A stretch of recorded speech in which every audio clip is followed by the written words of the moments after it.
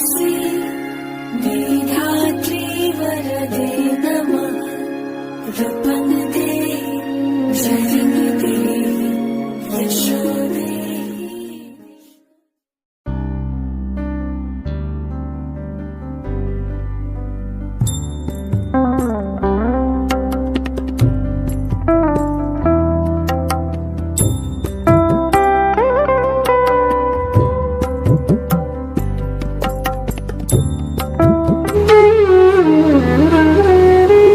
প্রাচীন ঐতিহ্য মেনে আজও কাশিমবাজার রাজবাড়িতে পূজিত হন দশভুজা দুর্গা। মুর্শিদাবাদের বনেদি বাড়ির পুজোগুলোর মধ্যে অন্যতম কাশিমবাজারের ছোট রাজবাড়ির পুজো।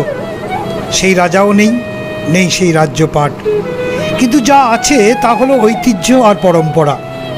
সেই ঐতিহ্যই বাঁচিয়ে রেখেছে কাশিমবাজারের রায়বাড়ির পুজোকে।